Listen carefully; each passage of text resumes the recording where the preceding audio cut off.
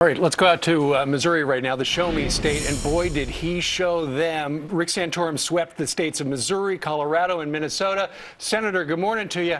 Weren't you supposed to drop out about a month ago?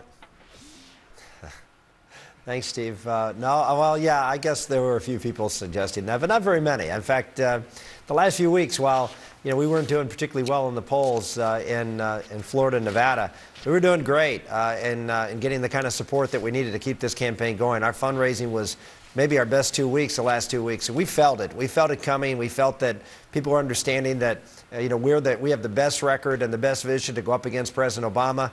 We will make him the issue in this race instead of what we saw, the bickering between two candidates who aren't that different on the issues. Unfortunately, they're not that different from President Obama on a lot of the issues, and I think people are beginning to realize that now. Senator, did that help you because of that bickering, those two debates in Florida, where you were pretty much the only one on stage talking policy because so much of the focus was Gingrich and Romney going after each other? Did that help you with the American people?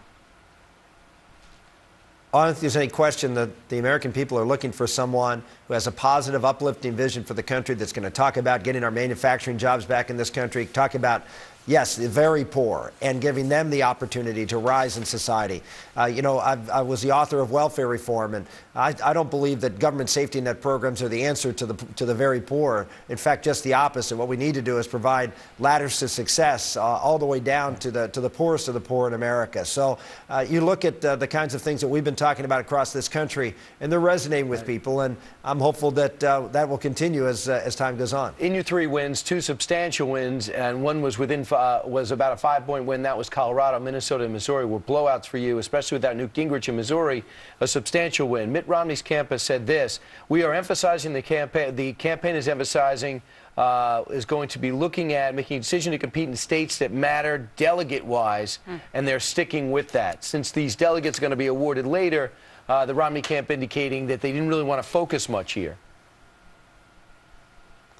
Well, I can tell you that we elected folks who are going to be in that delegate hunt for us in Colorado and in Minnesota. We started that process also, and we are very, very confident that we're going to not only get the percentage of delegates out of both those states, but actually do even a little better than that. They know that just like in Iowa and other places where you have these caucuses, it's a starting point, but it's a critical starting point in getting those delegates that we need. Missouri, I agree, was a beauty contest.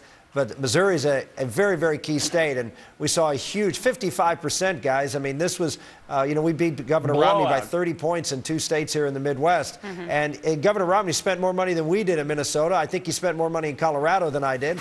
And 4 years ago, he got 61% of the vote in Colorado. So this was an area that I wasn't supposed to be able to compete. And if you look at the Denver area, where we did exceptionally well there, given what all the expectations are, we've got a campaign that can attract folks from all across this country, and we're going to go out across this country and deliver a strong message of growth and opportunity and freedom. But the people will say that you don't have the organization and the cash like Romney does to push it through. Let me ask you this, Senator. Do you think now that the Romney campaign will come after you like they did against Newt Gingrich after he won South Carolina? Well, they already are, and they did. I mean, I was handed 3 mailers when I was up in Minneapolis yesterday of Romney negative mailings, and they've been making robocalls. They've been doing it for several states. But the bottom line is that their attacks on me. Mitt Romney is saying that I'm not a conservative. I mean, that's just that's almost laughable for a moderate Massachusetts governor who has been for big government programs. He says I earmark. He's for the biggest earmark in the history of the country. It's for the Wall Street bailout. I mean, and as governor, he advocated for more and more money coming to the state of Massachusetts. Look, we've got the best record, and he's going to have to just live with that record, and we're going to make it part of this campaign. Well, you've got a very strong record when it comes to social issues, and it's very conservative on things like abortion and gay marriage and contraceptive.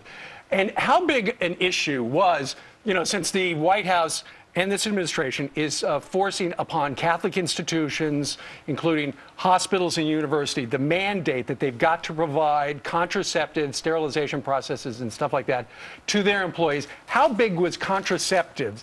And you have been very strong, in your opinion, on that, in getting people to pull the lever and wave their hand out in those states and help you win.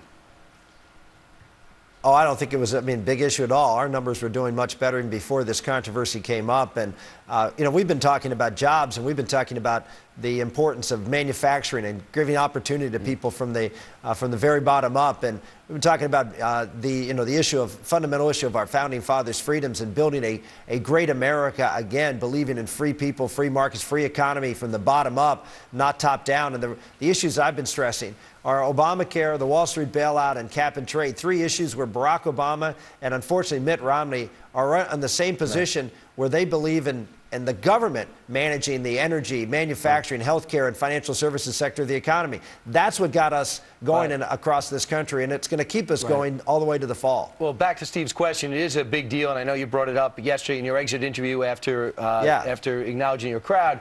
Jay Carney, the press secretary, talked about maybe backtracking a little bit. Let's listen. We're going to continue to work with religious groups to try to allay their concerns as we implement a policy that provides this coverage to women across the country. So indicating maybe he's open to discussing this. Do you believe they are? Absolutely not. I don't believe that they have any interest in doing so, but that doesn't mean that they won't backtrack, because what they've done here is a direct assault on the First Amendment, and not just a direct assault on the freedom of religion by forcing people specifically to do things that are against their religious teachings.